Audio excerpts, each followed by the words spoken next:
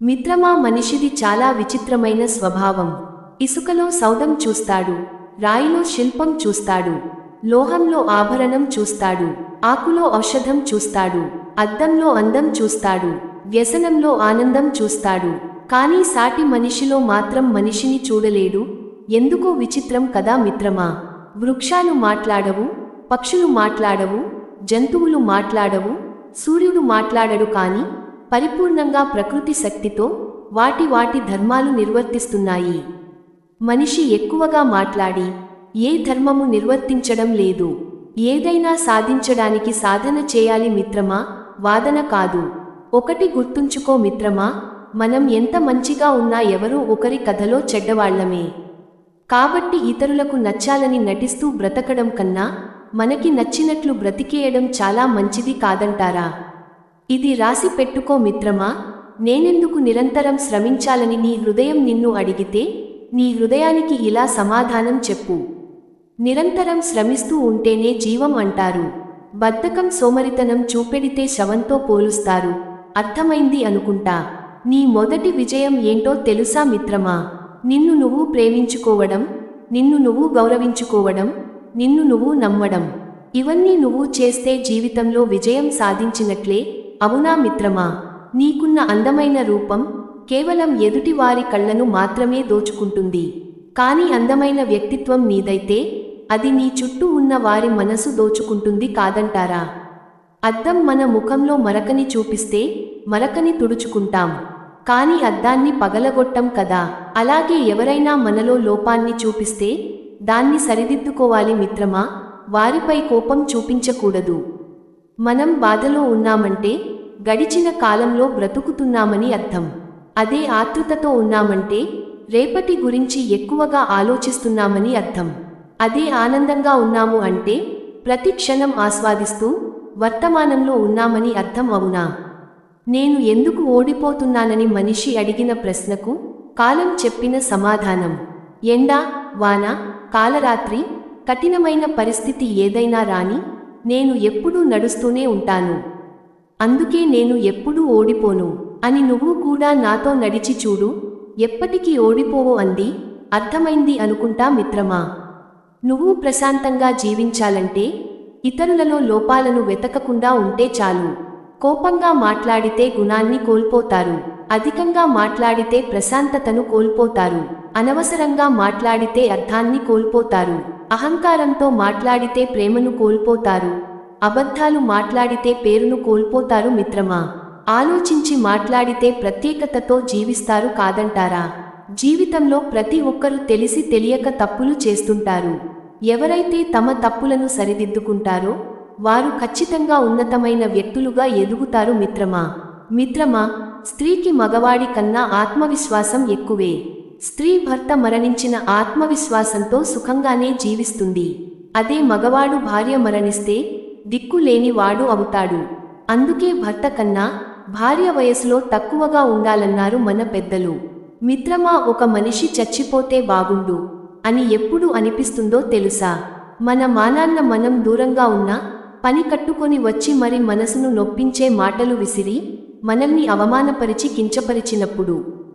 అందుకే మిత్రమా, వీలైనంత వరకు ఎవరిని కూడా బాధపెట్టవద్దు. ఎవరు ఉసురికి కూడా కారణం కావద్దు మిత్రమా. నిజాయితీగా ఉండు కానీ నిశ్శబ్దంగా ఉండిపోకు. మౌనంగా ఉండు కానీ మాట పడకు. విలువ లేని చోట నోరు విప్పకు మిత్రమా. అవసరం ఉన్న చోట నీ కోసం నువ్వు వాదించుకో.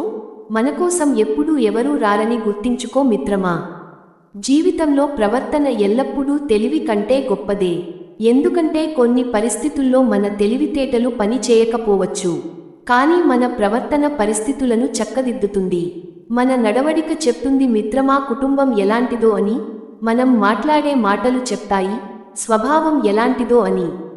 మనం చేసే వాదన చెప్తుంది జ్ఞానం ఎంతుందో అని. మనం చూసే చూపు చెప్తుంది ఉద్దేశం ఏమిటో అని. అవునా? డబ్బు సంపాదించమని చెప్తుంది, కాలం ఆగకుండా పరిగెత్తమని చెప్తుంది, లక్ష్యం కష్టమైనా చేరమని చెప్తుంది, నమ్మకం వీటన్నింటికీ కూడా నేనున్నానని భరోసా ఇస్తుంది. అవునా? డబ్బు అనేది గజం స్థలం కోసం అన్నదమ్ములను విడదీస్తుంది మిత్రమా. తులం బంగారం కోసం అక్కచెల్లెలు విడదీస్తుంది. 3 అంగుళాల నోటు 6 అడుగుల మనిషిని అవలీలగా ఆటాడిస్తుంది. కాదంటారా? విలువ లేని మనుషుల దగ్గర రోజు ఉండే బదులు విలువ ఇచ్చే వారి దగ్గర ఒక్క క్షణం ఉన్న చాలు, అవునా? నీ ఆనందాన్ని పంచుకునే వారికంటే నీ బాధలను పంచుకునే వారికి ఎక్కువ విలువనివ్వు. ఒక నిజం ఒక క్షణం మాత్రమే బాధ పెడుతుంది, కానీ ఒక అబద్ధం జీవితాంతం బాధ పెడుతూనే ఉంటుంది మిత్రమా. ఒకటి గుర్తుంచుకో నేస్తమా, కొబ్బరి నీళ్లు తాగడం ఆరోగ్యానికి మంచిదని ఏ హీరోలు కూడా యాడివ్వరు.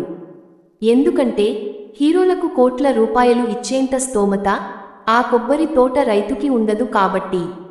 కానీ ఆరోగ్యానికి హానికరం అని తెలిసినా కొన్ని కంపెనీలు కూల్ డ్రింక్స్ కోసం యాడ్ ఇస్తారు. ఎందుకంటే ఆ కంపెనీ వాళ్ళు కోట్లు ఇస్తారు కాబట్టి.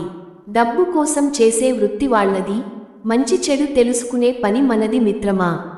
దేవుడు మనల్ని ఏం చూస్తాడులే అని నలుగురిని మోసం చేసి 10 కుటుంబాలను రోడ్డున పడేసి అడ్డదారుల్లో డబ్బు సంపాదించి విర్రవీగేటప్పుడు తెలియదు మిత్రమా. చేసిన పాపాలు పండి ఆసుపత్రిలో రోజులు లెక్కపెట్టేటప్పుడు గోడ మీద ఇలా రాసి ఉంటుంది, ICU అని. అంటే అర్థం నేను నిన్ను చూస్తున్నాను అని.